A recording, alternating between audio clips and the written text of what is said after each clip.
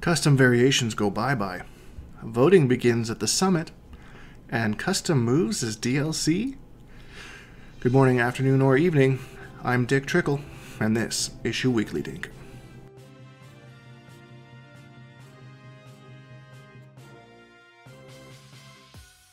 As usual, guys, this is our weekly news show. Of course, when there is no news, there is no show. It just kind of works like that.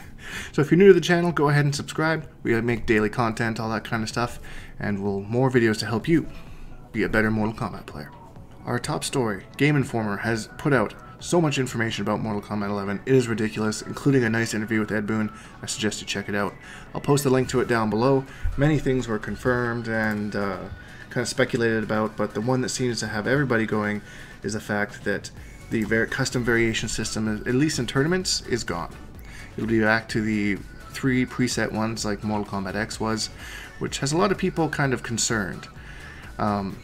My personal opinion, since you're here watching this video, I'm not a fan of it. I really liked picking custom variations and swapping one move out for another move. I thought that was really fun, which still is available in just the regular online 1v1 kind of play, but it won't be available in tournaments. So that was a really interesting aspect to tournament play that I feel that it really sucks that it's gone.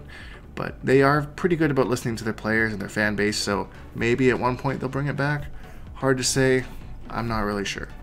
They also did touch on that tag mode was a thing, or not mode, but more tag assists in like story mode and stuff like that, but won't become an actual mode.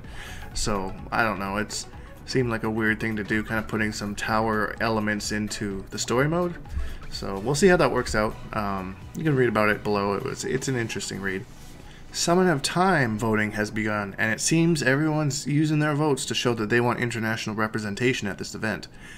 I will show you the current leaderboard right now. So this is currently the top 6 votes in the summit so far. So we have number 1 RZA, and then number 2 is Killer Zynock, number 3 is my boy Waz, then Katana Prime, then Biohazard, then oh my god, really? It's us, it's the Bonehawks, Shujinkydink, 698 nominations. Thank you guys so much for voting. If you haven't voted, please go down, links in the description below.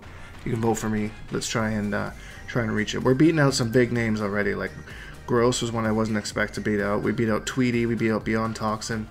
Destroyer. Rewind, surprisingly, not performing as well as I thought.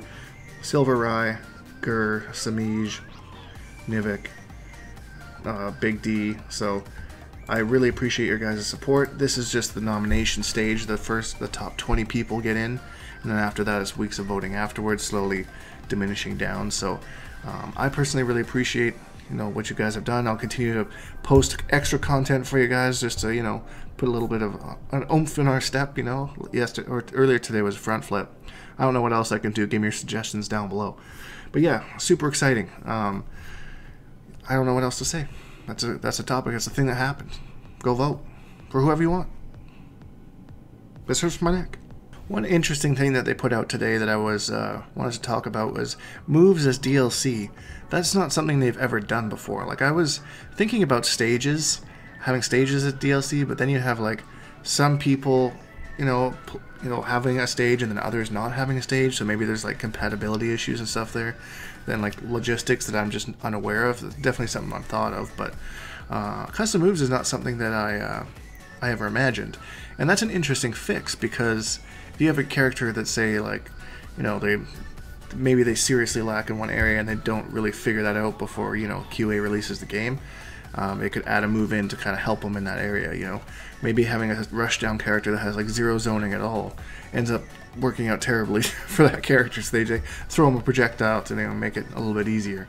How they would balance that into actual tournament play and stuff, that's something that I don't know if they even will. Maybe it's just an extra move to play around with. Seems weird. I'm not sure that they've announced even how their DLC like the combat packs are going to work. I think if you pre-ordered the game, you got some the premium edition of the game. I think it mentioned something about combat packs, but they haven't. I don't think they've talked about it much really. So it'll be interesting to see how that goes if you get like a move with each character, each combat pack. Yeah, but that's all for that topic. A lot of other stuff happened, including like the beta and stuff like that. So We are going to do the Bonehawk podcast this Friday at 7 p.m. Pacific time, 10 p.m. Eastern. Stream it. I think we'll probably do it here on YouTube. You can follow me on Twitter. I'll, at Shujinkydink, and I always update there. So we'll be talking a lot more in depth about a lot of the stuff that we talked about today. Opinions, first impressions. We talk about Cetrion. I have so many thoughts. I've already watched that trailer like a billion times. So that being said, guys, if you haven't, please vote me for Summit. Love you guys. If you enjoyed this video, please leave a like, because it really helps me out, and subscribe, because we make new videos every single day. #Bonehawks, all that stuff, and we'll see all you guys in the next video.